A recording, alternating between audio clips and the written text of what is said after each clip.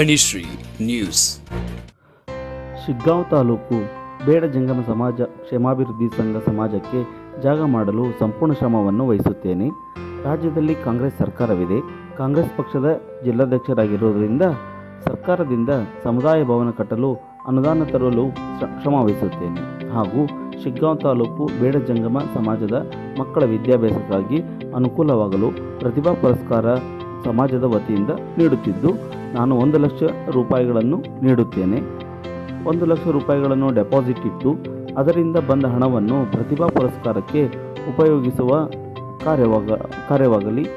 ನಾನು ಶಿಗ್ಗಾಂವ್ ತಾಲೂಕಿನವನಾಗಿದ್ದು, ರಾಜಕೀಯ ಬೆಳವಣಿಗೆಯಲ್ಲಿ ಹಾವೇರಿಯಲ್ಲಿ ನಗರಸಭೆ ಅಧ್ಯಕ್ಷರಾಗಿ, ಜಿಲ್ಲಾ ಕಾಂಗ್ರೆಸ್ ಪಕ್ಷದ ಜಿಲ್ಲಾಧ್ಯಕ್ಷರಾಗಿ ಹಾಗೂ ವಿವಿಧ ಸಂಘ ಸಂಸ್ಥೆಗಳ ಪದಾಧಿಕಾರಿಗಳಾಗಿ ಕಾರ್ಯನಿರ್ವಹಿಸುವ ಕೆಲಸ ಆಗಿದೆ.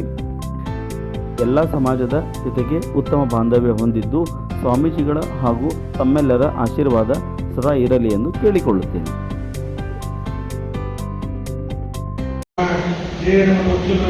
ಅವಾಗ ನಾವು ಅವತ್ತೇ ಹೇಳಿದ್ದೆ, ನಾನು ಪ್ರಾಧಿಕಾರದ ಅಧ್ಯಕ್ಷ ಹಾವೇರಿ ಆದಾಗ ಒಂದು ಜಾಗ ಇತ್ತು. ಬನ್ನಿ, ಸಮಾಜದ ಒಂದು ಸಣ್ಣ ಸಮಾಜ ಅಟ್ಲೀಸ್ಟ್ ಒಂದು ಎಂಟತ್ತು ಮುಂದೆ ಆದರೆ ಅದಕ್ಕೊಂದು ಸರ್ಕಾರದ ಅನುದಾನದಲ್ಲಿ ಒಂದು ಕಲ್ಯಾಣ ಮಂಟಪ ಏನಾದ್ರು ತಗೊಳ್ಳೋ ಪದ್ಧತಿ, ಸಣ್ಣ ನಮ್ಮ ಸಮಾಜ ಒಂದು ಕಲ್ಯಾಣ ಮಂಟಪ ಒಂದು ರೂಲ್ಸ್ ಹಾಸ್ಟೆಲ್ ರೂಲ್ಸ್ ಕೊಟ್ಟರೆ ಬಂದಂಥ ನಮ್ಮ ಶಿಗ್ಗಾಂವ್ ತಾಲೂಕಿನಲ್ಲಿ ಕಲೀಲಿಕ್ಕೆ ಬಂದಂಥ ಹಳ್ಳಿಯಿಂದ ಬಂದಂಥ ವಿದ್ಯಾರ್ಥಿಗಳಿಗೆ ಇರ್ಲಿಕ್ಕೆ ಅನುಕೂಲ ಆಗ್ತದೆ ಅನ್ನೋ ಉದ್ದೇಶದಿಂದ ಒಂದು ಜಾಗೆಯನ್ನು ತಗೋಬೇಕು ಅಂತ ನಾನು ಹಿಂದೆ ಒತ್ತಾಯ ಮಾಡಿದ್ದೆ.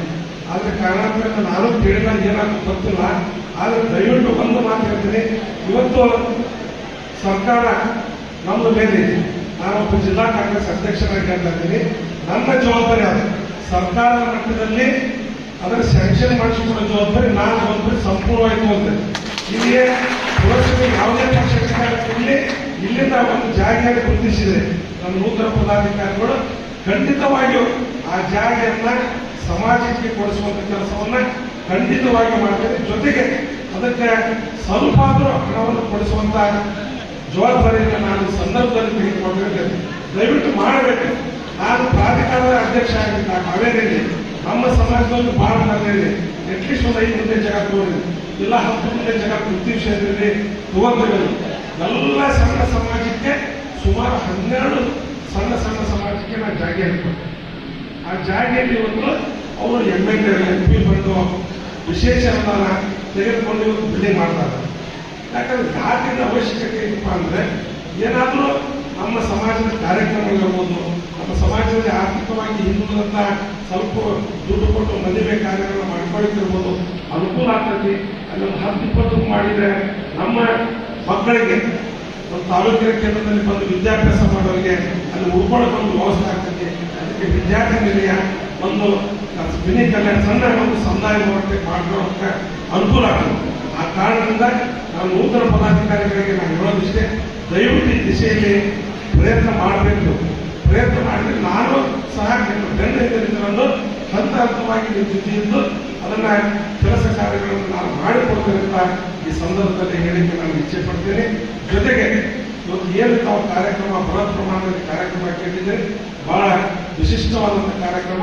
5 ನಮ್ಮ ತಾಲೂಕಿನ ಪೂಜ್ಯರ ಒಳಗೊಂಡು ಅವರ ದಿವ್ಯ ಸಾನ್ನಿಧ್ಯದಲ್ಲಿ ಕಾರ್ಯಕ್ರಮ ಮಾಡ್ತಿದ್ರಿ. ಅವರ ಆಶೀರ್ವಾದ ನಮ್ಮ ನಿಮ್ಮ ಮೇಲೆ ಸದಾ ಇರಬೇಕು.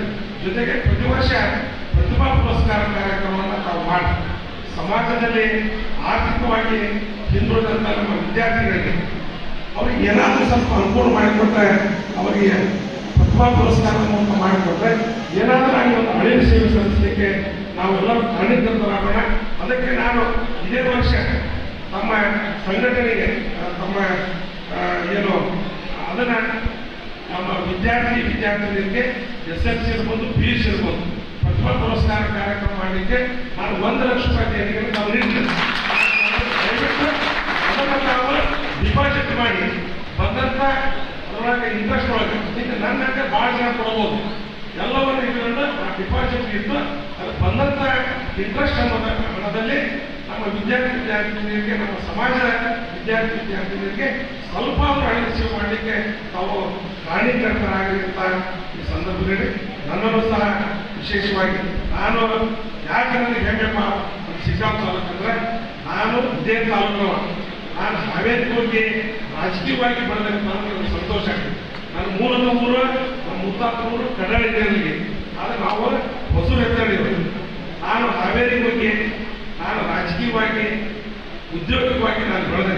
ಎಲ್ಲರೂ ನಮ್ಮ ತಾಲೂಕಿನ ಎಲ್ಲರ ಪೂಜ್ಯರ ಆಶೀರ್ವಾದ ಇದೆ ಅಂತ ಹೇಳ್ತೇನೆ. ಅಲ್ಲಿ ಆಶ್ರಯ ಕಮಿಟಿ ಅಧ್ಯಕ್ಷರಾಗಿ, ಹಾವೇರಿ ನಗರಾಭಿವೃದ್ಧಿ ಪ್ರಾಧಿಕಾರದ ಅಧ್ಯಕ್ಷರಾಗಿ, ಹಾವೇರಿ ನಗರಸಭೆ ಅಧ್ಯಕ್ಷರಾಗಿ, ಸದ್ಯ ನಗರಸಭಾ ಸದಸ್ಯನಾಗಿ, ಜಿಲ್ಲಾ ಕಾಂಗ್ರೆಸ್ ಅಧ್ಯಕ್ಷನಾಗಿ ನಾನು ಸಾರ್ವಜನಿಕ ಸೇವೆ ಮಾಡಿದೆ.